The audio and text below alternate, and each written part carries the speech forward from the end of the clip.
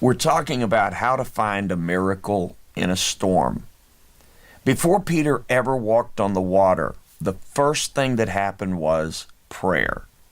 The Bible says Jesus sent the multitudes away, and he sent the disciples into a ship to the other side of the sea. Now, the multitudes were the people that he had just finished feeding. He just finished feeding the 5,000 men, plus women and children. There were thousands and thousands of people. Plus, the Bible says after he fed them, he performed several miracles, healing a bunch of people in the crowd. So you know they didn't want to leave. But Jesus had to teach them a principle. If I'm going to have more to give to you next time, I've got to have time right now to take more in from God. That's a key we all need to understand.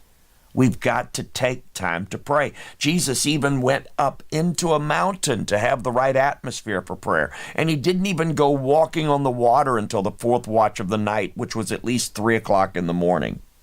The next key is need a miracle. Jesus sent the disciples into a storm. This was not just a little thunderstorm.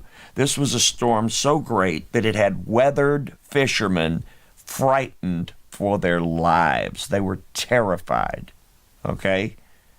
And Jesus sent them into it knowing that the storm was there. Why?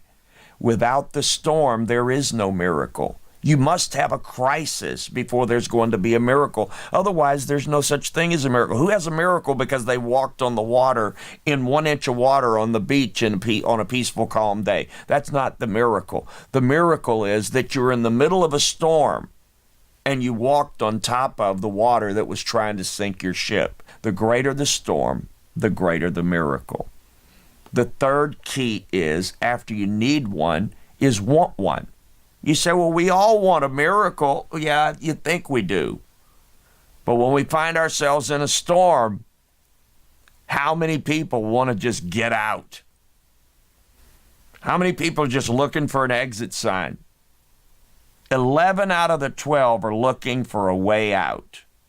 Only 1 out of the 12 saw the opportunity for a miracle. Peter.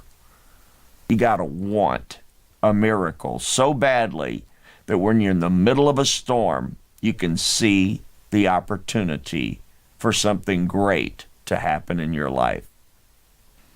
The next key is ask.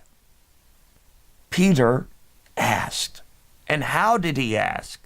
He said, Jesus, if it's you, bid me come to you on the water. If it's you, Jesus. That's the whole key. God, is it you? Are you in it? Ask. The next key is faith. You got to have faith. Faith, not just that God can do it, but that he will do it right now for me. That's the kind of faith you have to have. And then the very last key is act. Take a step of faith. Here's God's principle. If we will do the difficult, God will do the impossible. If we will do the difficult, God will do the impossible. Look all through the Bible and you'll find it again and again. That God performed miracles after someone did the difficult. It's impossible to kill a giant with a little rock. But it's difficult to throw a rock at a giant. So David did the difficult. God did the impossible. If we will do the difficult, God will do the impossible. You got to step out in faith. The Bible says when Peter came down out of the ship, he began to walk on the water. The miracle started when Peter left the security of the boat behind. You have to leave security behind and take a step of faith And then when you act in faith, create the need, when you do the difficult, God will do the impossible and keep you on top of what was trying to sink your boat. Step out in faith and see your miracle happen.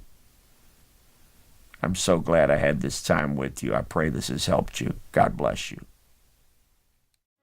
I want to give you a message that I preached based on the life of the youngest king that Israel ever had, Josiah, who became king at age 8. When he was 18 years old, he turned an entire nation to God. In fact, after his death, God said that no king before or after him had ever sought after God like he did. What caused this young man to be transformed into such a mighty man of God? He learned his destiny. I want you to have this message so you will be inspired to find God's destiny for your life. If you'd like to get this free audio CD or download it now as an MP3 file, just visit our website, markgorman.com. And on the home page, click the link for the free audio. And if you live in the New Orleans area, come visit us at Grace Christian Center in 2 locations. On Saturdays at 6 p.m., we have our North Shore service in Slidell at 3648 Pontchartrain Drive, that's Highway 11. And Sundays at 11:30 a.m., we meet at 1301 Metairie Road. For more information, visit our church website, gccnola.com.